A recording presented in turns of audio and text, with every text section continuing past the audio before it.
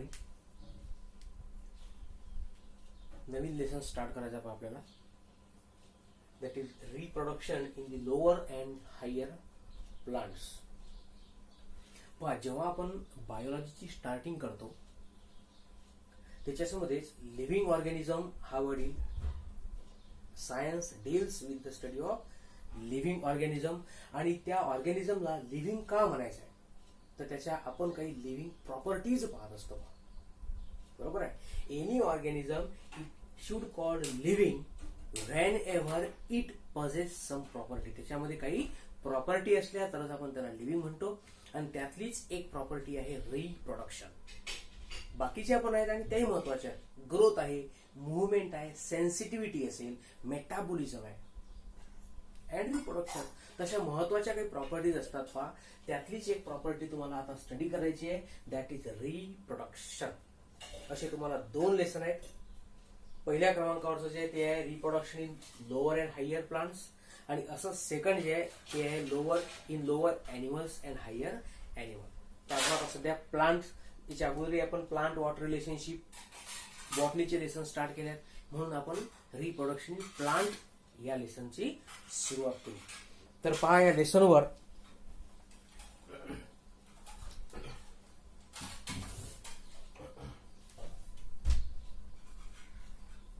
Long answer question,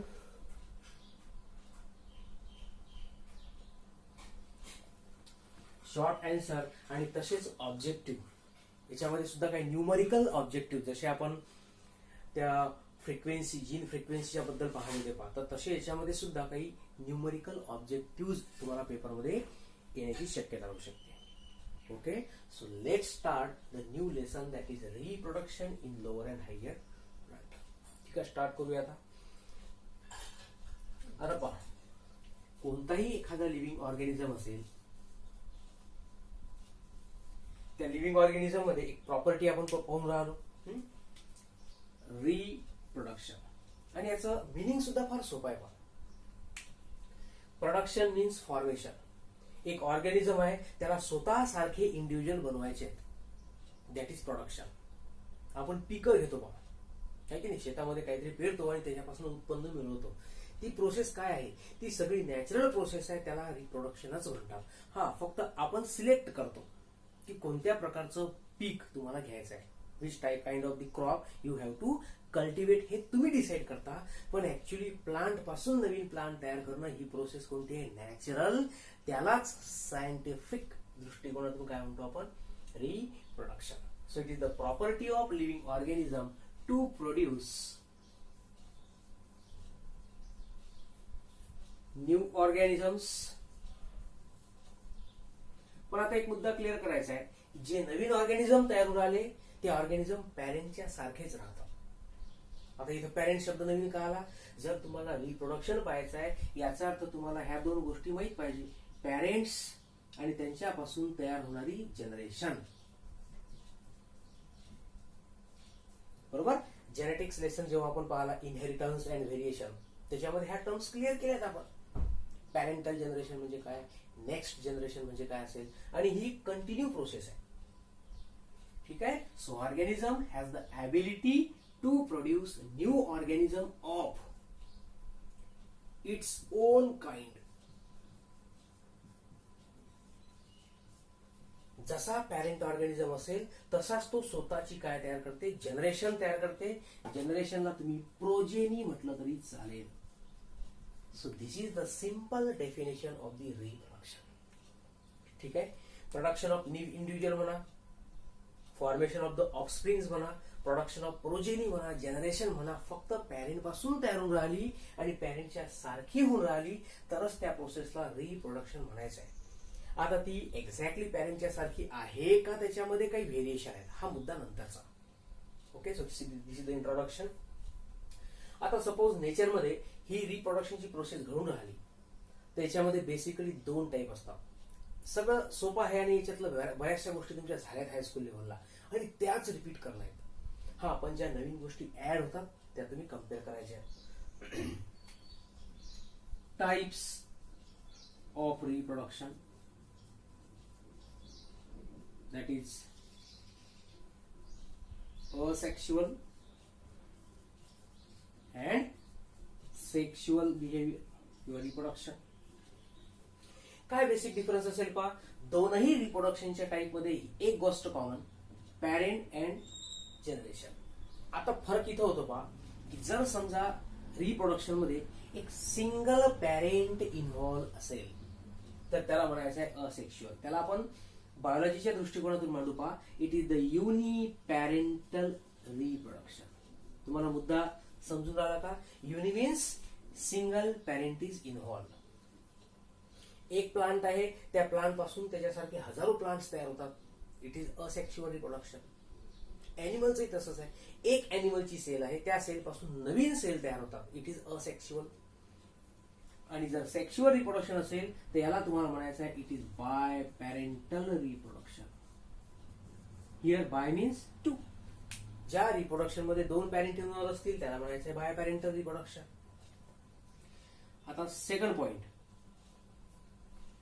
पहा, जर समजा एक सिंगल पॅरेंट आहे तर जी रिप्रोडक्शनची प्रोसेस आपण पाहत असतो, सेक्शुअल रिप्रोडक्शनच्या दरम्यान गॅमिट्स तयार होतात, मेल गॅमिट्स, फिमेल गॅमिट. हे दोन पॅरेंटचा संबंध दाखवते. जेव्हा गॅमिट्स तयार होतात याचा अर्थ डेफिनेटली त्या रिप्रोडक्शन मध्ये काय आहे, सेक्शुअल प्रोसेस इन्व्हॉल्व आहे. आपल्याला कंपॅरिझन करायचं आहे. गॅमिट्स कुठं तयार होतील मग? सेक्शुअल. अर्थात असेक्शुअल मध्ये गॅमिटची गरजच नाहीये, कारण एकच पॅरेंट आहे, त्याच्याच बॉडी मधल्या सेल आहेत आणि तेच नवीन जनरेशन तयार करते. No gamete, no fusion, no mixing, कोणत्याच प्रकारचं हायब्रिडायझेशन घडत नाही. हे कोणतं आहे? Asexual. So we can write that no gamete formation किंवा नो गॅमेटिक फ्युजन. डायरेक्टली लिहू शकतो नो गॅमिट फ्युजन. ठीक आहे. आणि इथं हा पॉइंट फार महत्वाचा होईल की there should be the gametes fusion, gamete fuse. एका पॅरेंट पासून नवीन जनरेशन तयार होते, नवीन कॅरेक्टर्स ऍड होणार नाहीत. जसा पॅरेंट आहे तशी जनरेशन तयार होईल, एक्झॅक्टली पॅरेंटच्या सारखी जनरेशन तयार होते. So no variations will be there. आणि इथं इट क्रिएट व्हेरिएशन्स. लक्षात येतात का डिफरन्सेस? एकदम सोपे सोपे आहेत पहा. इथं फ्युजन होत नाही म्हणून आपण याला नाव देऊ शकतो इट इज अगॅमोजेनी, आणि इकडे गॅमोजेनी. तिथे फ्युजन घडते. ऍक्च्युली हा जो पार्ट आहे हा तुम्हाला लेसन मध्ये डिटेल पाहायचा आहे, प्लांट्स मध्ये सेक्शुअल रिप्रोडक्शन कसं घडतं. त्याच्यामुळे इथं आपण फक्त कंपॅरिझन करून राहिलो की काय बेसिक डिफरन्सेस होऊ शकतात. यात आणखी काही वर्ड्स यूज केले जातील. जेव्हा प्लांटचं आपण रिप्रोडक्शन पाहतो त्याच्यामध्ये 3 टाईपचे रिप्रोडक्शन असतात. इथं तर 2च आहेत, तिथं 3 टाईप असतात, सेक्शुअल, व्हेजिटेटिव्ह अँड सेक्शुअल. म्हणजे थोडस क्लायमॅक्सिटी थोडीशी वाढत जाणार आहे. So these are the differences.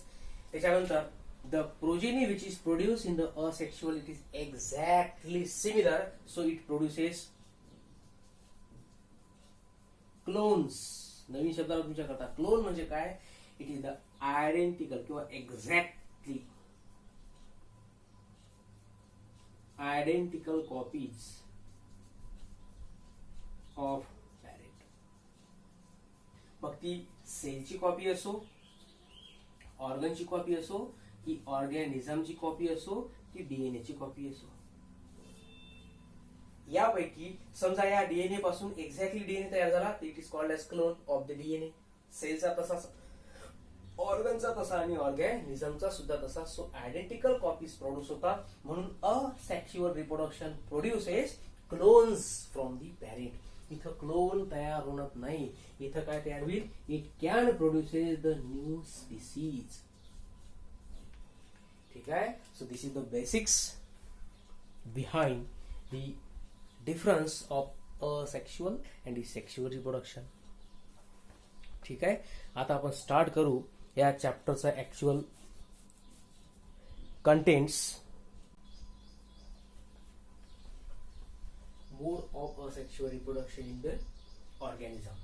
आता इथं फक्त असेक्शुअलचा विचार आपण करून आलो, तर त्याच्यामध्ये काही पद्धती आहेत. सगळ्या लिव्हिंग ऑर्गॅनिझम मध्ये एक सिंपल मेथड थोडीच राहणार आहे. असेक्शुअल आहे, एकच पॅरेंट आहे, त्याच्यामध्ये काही फ्युजन नाही आहे, व्हेरिएशन नाही आहे, पण तरी त्याच्यामध्ये काहीतरी डिफरन्स राहू शकते, वेगवेगळ्या टाईपच्या पद्धती राहू शकतात.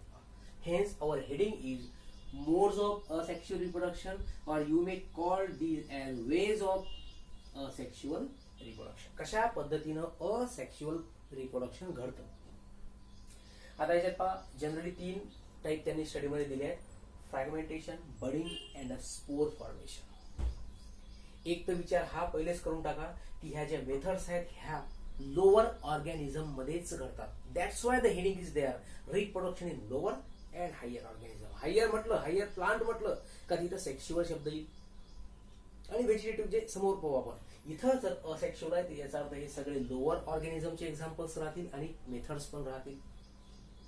पहिली तो आपण फ्रॅगमेंटेशन. पहा आता काही कठीण आहे fragmentation. What do you mean by the fragment? समजा एक डीएनए मॉलिक्यूल आहे, ते डीएनए मॉलिक्यूलचा मला जीन बनवायचा आहे. कसा बनवेल? I will cut the DNA segment. त्या डीएनएचा एखादा छोटासा सेगमेंट मी काय करेल? कट करेल. त्याला मी नाव देऊ शकतो जीन. जीन म्हणजे काय? It is the part of DNA, fragment of DNA, segment of DNA.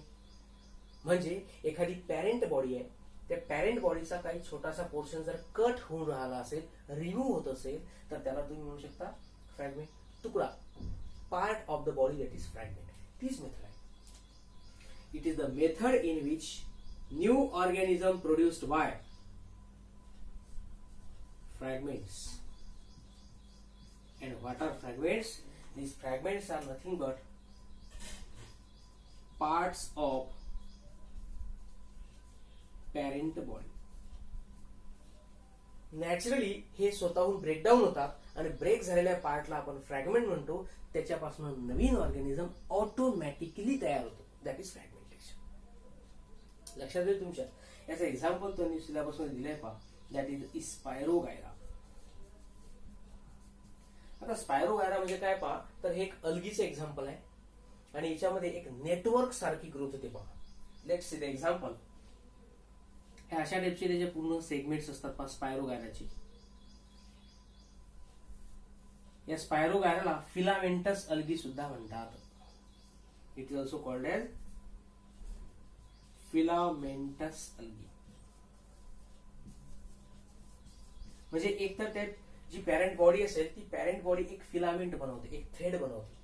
त्यालाच आपण नेटवर्क सुद्धा म्हणतो. अल्गी हे एक स्मॉलेस्ट जरी तुम्ही कन्सिडर करता, यात प्रकार आहेत म्हणून युनिसेल्युलर आणि मल्टी सेल्युलर. आता हे जे एक्झाम्पल आपण दिलं हे मल्टी सेल्युलरचं आहे. हे जे सेगमेंट तुम्हाला दिसून आले की नाही, ऑल दीज सेगमेंट्स आर, याला तुम्ही सेल पण म्हणू शकता. याच्यात स्वतःचा न्यूक्लियस असेल, सराउंडेड बाय दी सायटोप्लाझम. ठीक आहे, अशा टाईपचं एक नेटवर्क असेल. This will be the spirogyra. आता काय होतं, accidentally this parent organism get breakdown from the middle or at any point. कुठून तरी हा ब्रेकडाऊन झाला आणि या अल्गीचे हे असे फ्रॅगमेंट्स तयार झाले. हा झाला एक फ्रॅगमेंट. असे बाकीचे पण असतील. आता एक लक्षात ठेवा, जो फ्रॅगमेंट सेपरेट झाला, ब्रेकडाऊन झाला, त्या फ्रॅगमेंटमध्ये स्वतःचे सगळं केमिकल कंपोजिशन आहे जे एका प्रॉपर सेलमध्ये असायला पाहिजे. काय काय असतं सेलमध्ये? न्यूक्लियस सराउंडेड बाय सायटोप्लाझम आणि असतील तर काही ऑर्गॅनिल, ते सगळं इथं आहे. म्हणजे नवीन सेल बनवण्याकरता जे रॉ मटेरियल आहे ते ऑलरेडी या सेलमध्ये अवेलेबल आहे. मग काय कंडिशन आहे? This cell undergo reproduction to form another fragments. हे स्वतःहून नवीन फ्रॅगमेंट बनवते अशा पद्धतीने.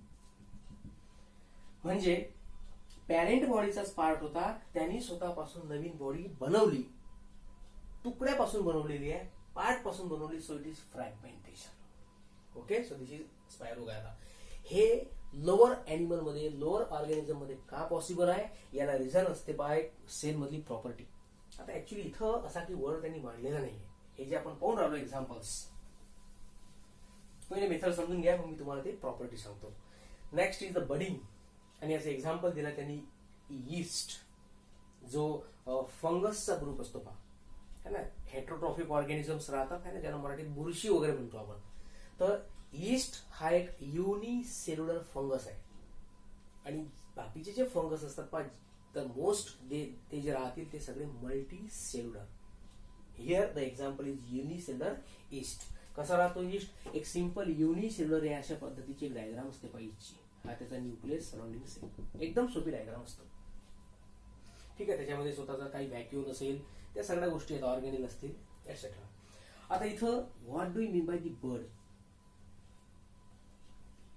लोअर ऑर्गॅनिझम आणि प्लांट, ॲनिमल्स सोडून लोअर ऑर्गॅनिझम्स आणि प्लांट या दोन ग्रुपचा जर तुम्ही विचार करून राहिले तर you should know that the meaning of bird. कारण यांना स्वतःच्या रिप्रोडक्शन साठी एकच ग्रोईंग पॉइंट आहे पहा, तो म्हणजे bud. So it is the reproduction by using the buds. And what are bud? Buds are nothing but the outgrowths. ही एक पॅरेंट बॉडी आहे. या पॅरेंट बॉडी पासून अशी एक आउटग्रोथ तयार होते पहा. आता ही आउटग्रोथ याच्या आउटर सेल पासून तयार झाली, एक्सटेंड झाली ती सेल. तर याच्यामधलं जे मटेरियल आहे, सायटोप्लाझम आणि न्यूक्लियस, हा स्वतःला डिवाइड करून आतमध्ये इंटरव्ह्यू. म्हणजे पॅरेंट बॉडी सारखी सेल इथे नवीन तयार झाली. मी याला नाव देतो बर्ड. हे बर्ड स्वतःहून ग्रो होईल, मॅच्युअर्ड होईल आणि हळूहळू याच्यापासून काय तयार होईल? एक नवीन ईस्ट नावाची सेल तयार होईल. आणि जेव्हा ही नवीन सेल तयार झाली, पॅरेंटच्या सारखी तयार होईल, तर ही पॅरेंट बॉडी पासून काय होते? सेपरेट होते. आणि अशा पद्धतीनं एका ईस्ट पासून दोन ईस्टच्या सेल बनल्या. पॅरेंट बॉडी पासून आउटग्रोथ होत होत होत नवीन बर्ड्स तयार होतात. जर आपण पुस्तकातली डायग्राम पाहिली तर त्याच्यामध्ये एक चेन काढलेली आहे. समजा ही पॅरेंट बॉडी असेल तर त्याच्यामध्ये ह्या अशा प्रकारचे बर्ड्स त्यांनी ड्रॉ केले आहेत. ही सिंपल मेथड कोणती आहे? तर बडिंगची. लक्षात येत आहे तुम्हाला? पॅरेंट बॉडीमध्ये एक आउटग्रोथ तयार झाली. प्लांटचं एक्झाम्पल घ्या ना, प्लांटमध्ये बडिंग पॉसिबल असतं. एखाद्या पॅरेंटमध्ये हा समजा स्टेम असेल आणि हे त्याच्यापासून निघणारी ब्रांच आहे. तर स्टेम आणि ब्रांचच्या मधातले जे पॉइंट आहेत याला ग्रोईंग पॉइंट म्हणतात. आणि these are nothing but the buds. प्लांटचा असा पार्ट जिथून लिप्स तयार होतात, लिव्स तयार होतात, पानं, त्याला म्हणतात बर्ड. परत प्लांट मधला असा पार्ट जिथून नवीन ब्रांच तयार होते, it is also the bird. जिथून फ्लावर तयार होते ते बर्डच आहे. ऐकून राहिले काय म्हणायचं तुम्हाला? नवीन पार्ट जिथून जनरेट होते त्याला बर्ड का म्हणायचं आहे? Because it is the growing point or outgrowth. It is also called as growing points. So this is about budding. Spore formation.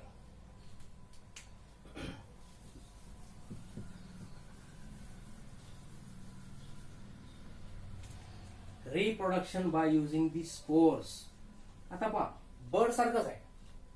ठीक आहे. स्पोर म्हणजे अशी सेल ज्याच्यामध्ये ग्रोईंग कॅपॅसिटी असेल, ज्याच्यामध्ये जनरेशनची कॅपॅसिटी असेल, नवीन काहीतरी बनवणं, डिव्हिजनची प्रोसेस कॅरी आउट करणं.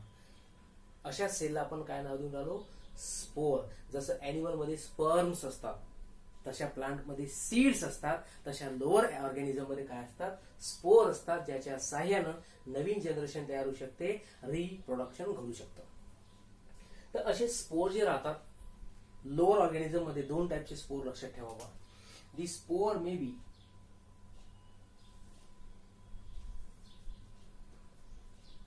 मोटाईल और नॉन मोटाईल.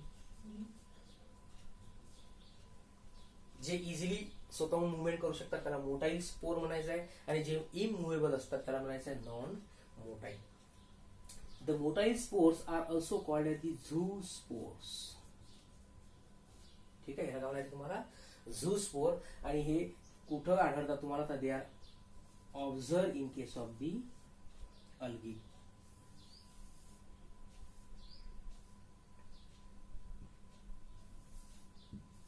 हे असे काहीतरी त्या मोटाईल स्पोरची डायग्राम असते पहा. तर झू स्पोर, मोटाईल स्पोर आहेत, कुठे प्रेझेंट राहतात? अल्गी. याचं एक्झाम्पल पुस्तकात दिलं पहा, क्लायमॅडोमोनास. ठीक आहे, लक्षात राहील. नॉन मोटाईल स्पोर जर असतील तर त्याला म्हणतात कोनिडिया. कोनिडिया किसी ने नाही दिया, ते नाही. Conidia, it is the name, scientific name given to the particular non motile spore. आणि याचं एक्झाम्पल तुम्ही घेऊ शकता ईस्ट किंवा कोणत्याही प्रकारचं फंगसचं जर एक्झाम्पल घेतलं आपण तर त्या ठिकाणी कोणते स्पोर आढळतील तुम्हाला? आता पुस्तकामध्ये त्यांनी या स्पोरचं एक्झाम्पल जे दिलंय, spores in the flagellated algae that is Chlamydomonas are called as the zoospore. ठीक आहे, लक्षात राहील. आता फंगसचं यांनी एक्झाम्पल तर दिलं नाही आहे कोनिडियाचं, तर याच्यामध्ये तुम्ही पेनिसिलियमचं एक्झाम्पल घेऊ शकता. फंगसमध्ये पेनिसिलियम नावाची एक स्पीशीज आहे, ते एक्झाम्पल तुम्ही घेऊ शकता. तर अशा पद्धतीनं पहा फ्रॅगमेंटेशन, बडिंग आणि स्पोर फॉर्मेशनच्या मेथड्स आहेत. आता क्वेश्चन हा येतो की ह्या सगळ्या गोष्टी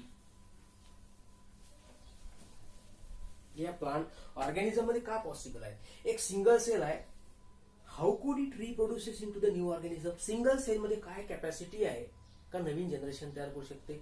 तर याच्याकरता तुम्हाला सेलच्या प्रॉपर्टीज मध्ये जावं लागेल पहा.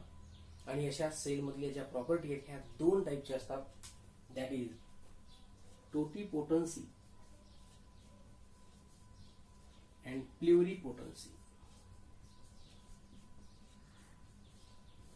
If a single cell have capacity to develop into the whole organism, higher organism, तर त्या सेलला काय म्हणतात? टोटिपोटंट सेल. पोटंट म्हणजे पोटेन्शियल, कॅपॅसिटी. एका सेलची कॅपॅसिटी टोटल ऑर्गॅनिझम बनवण्याची त्याला टोटिपोटन्सी.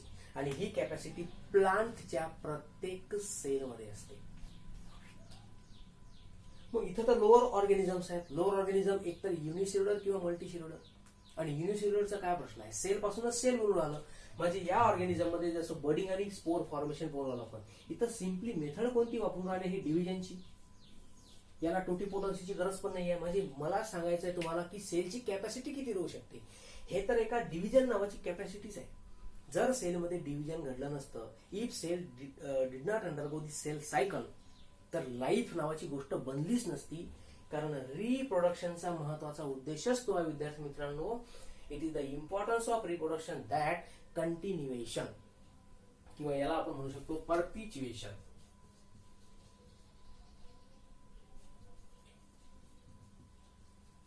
जर एखादी स्पीशीज असेल प्लांट किंवा एनिमलची, तर ती स्पीशीज कंटिन्यू राहिली पाहिजे, सर्वाईव्ह झाली पाहिजे एन्व्हायरमेंटल कंडिशन मध्ये, नेचर मध्ये. हे कोणाची प्रॉपर्टी आहे? रिप्रोडक्शनची. म्हणजे it helps in the continuation of the species and the life also. Life should be continue. पृथ्वीमध्ये जेव्हा लाईफ ओरिजिनेट झाली असेल, आपण ओरिजिन आणि इव्होल्युशनचा लेसन पाहिलाय है ना. बिफोर 4.6 बिलियन इयर्स अगो पृथ्वीचा उगम झालाय.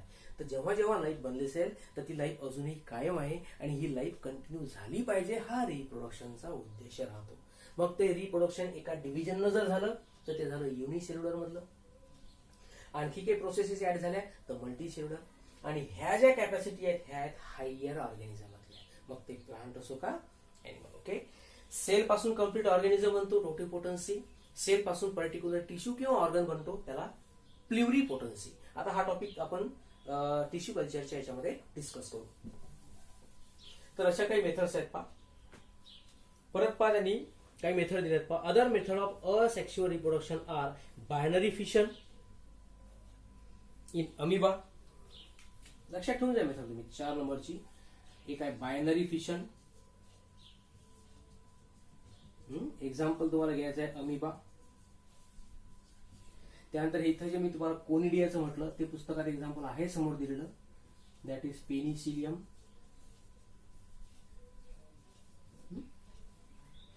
त्यानंतर gemmule formation in the sponges.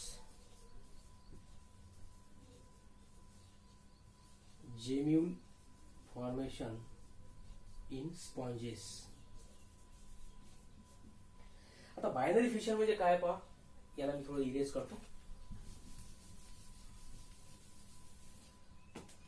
एक तर अमिबाला प्रॉपर शेप राहणार नाही. Suppose this is the cell of amoeba. तर ही सेल काय करते, इट अंडरगो ब्रेकडाऊन किंवा डिव्हिजन. ही सेल स्वतःला कोणत्याही अँगलनं डिव्हाइड करते आणि डिव्हिजन केल्यानंतर 2 अमिबाच्या सेल्स तयार होतात. म्हणजे आपण म्हणू शकतो की सिंगल सेल, पॅरेंटची जी सिंगल सेल आहे ही डिवाइड होऊन यांनी 2 डॉटर सेल बनवल्या. And definitely these 2 daughter cell are exactly similar. मी जरी ड्रॉ करताना त्याला इरेग्युलर ड्रॉ केलाय, कारण अमिबा हा त्याला प्रॉपर शेप नसल्यामुळे मी तसं ड्रॉ केलाय. पण ऍक्च्युली याचं म्हणणं काय की पॅरेंटच्या सेल सारख्या 2 एक्झॅक्टली सेल बनल्या. 2 एका सेल पासून 2 बनतात at a time. So it is binary fission. Fission म्हणजे ब्रेकडाऊन, बायनरी म्हणजे 2. तर हे झालं एक्झाम्पल अमिबाचं. Gemmule formation in the sponge. Gemmule म्हणजे काय? शब्द नवीन आला, कन्सेप्ट जुनाच आहे. Gemmule it is nothing but it is the internal bud. काय म्हणायचं याला? Internal bird. ऑर्गॅनिझम्स कसे करतात पहा. हा एक ॲक्वॅटिकचं एक्झाम्पल आहे. जेम्यूल स्पॉन्ज याचं एक्झाम्पल आहे विद्यार्थी मित्रांनो. स्पॉन्जिला किंवा आणखी एक आहे एफिडॅशिया नावाचं एक्झाम्पल. तर ठीक आहे, आपण एक स्पॉन्जिला पाहू. एक तर अॅनिमलची बॉडी स्पंज सारखी असतं, त्याचं नावच आहे स्पॉन्ज. काय करतात हे? जेव्हा जेव्हा अनफेवरेबल कंडिशन्स असतील पहा, ऑर्गॅनिझम रिप्रोड्यूस केव्हा होतो तर ड्युरिंग द फेवरेबल सीझन. प्रत्येक अॅनिमलचा सीझन एक ठरलेला असतो पहा, की कोणत्या सीझन मध्ये, रेनी सीझन आहे का, समर आहे का, विंटर आहे का, कोणत्या सीझन मध्ये रिप्रोडक्शनचा रेट जास्त राहतो. ठीक आहे, एक्सेप्शन तर प्रत्येक गोष्टीला राहील, पण मी एक तुम्हाला नॅचरल प्रोसेस सांगून राहिलो, तर त्याला काय म्हणतात? Favourable condition. मग आता समजा या स्पॉन्जिला अॅनिमल मध्ये अनफेवरेबल कंडिशन आहे, म्हणजे प्रॉपर टेम्परेचर नाही आहे, प्रॉपर लाईट नाही आहे, ह्युमिडिटी नाही आहे. ह्या सगळ्या कंडिशन कशा? प्रतिकूल आहेत. त्याला म्हणतो आपण कोणत्या? Unfavourable conditions. मग अशा कंडिशन होत असताना काय करतात? हे स्वतःच्या बॉडीमध्ये काही बर्ड्स तयार करून ठेवून देतात, जेणेकरून अनुकूल परिस्थिती आली का पटकन रिप्रोडक्शन करून घेणं. पहा आता कसं मेकॅनिझम आहे. ड्युरिंग सच अनफेवरेबल सिच्युएशन्स, एक अशा टाईपचं पहा, एक डायग्राम असते यांची स्पॉन्जिलाची. मी त्यातल्या जेम्यूलची डायग्राम तुम्हाला दाखवून राहिलो.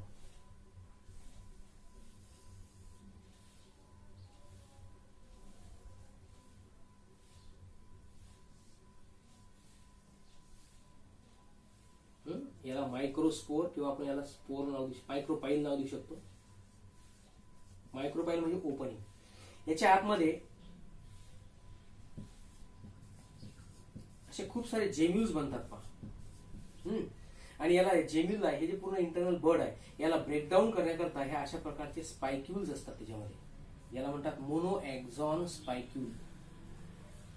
ह्या ज्या स्पायक्यूल आहेत ह्या असतात हायग्रोस्कोपिक. ऍटमॉस्फिअर मधून मॉइश्चर ऍब्सॉर्ब करणं. मॉइश्चर ऍब्सॉर्ब केलं की ह्या सेल स्वेल होतील. आपण ऑस्मॉसिस पाहिलाय. आणि जेवढं वॉटर ऍब्सॉर्ब केलं तेवढ्या त्या स्वेल होऊन शेवटी बस्ट फुटून जातात. आणि यांच्या बस्टिंगमुळे प्रेशर क्रिएट होईल या जेम्यूलवर. आणि या प्रेशरमुळे आतमध्ये जे बर्ड्स आहेत, पहिले सांगितलं मी काय तयार होणार? Internal bird. हे बर्ड या मायक्रोपाईल मधून निघून जातात आणि नवीन स्पॉन्ज तयार करतात. म्हणून म्हटलं की जेम्यूल फॉर्मेशन म्हणजे काय? It is the process in which production of the internal bird. Unfavourable condition मध्ये या अॅनिमल मध्ये, ॲक्वॅटिक अॅनिमल मध्ये काय तयार होतात? काही बर्ड तयार होतात, ज्याला म्हणतात तुम्हाला जेम्यूल म्हणायचं आहे. आणि फेवरेबल कंडिशन आल्या का ह्याच बर्ड्स पासून नवीन स्पॉन्जिस, नवीन अॅनिमल काय होतात? बनतात. याला म्हणतात कोणती मेथड? Gemmule formation. ठीक आहे, या सगळ्यांच्या डायग्राम जे आहेत ते तुम्हाला समोर जेव्हा तुम्ही एक एक मेथड स्टडी कराल त्याच्या व्हिडिओमध्ये, तर तुमच्या लक्षात येऊन जाईल की कशा पद्धतीने हे जेम्यूल्स बनतात. Okay, so this is all about the introductory part of the reproduction. Okay, आता याचा जो समोरचा पार्ट आहे, ऍक्च्युअल पार्ट आहे, तो आपण नंतर पाहू. ओके.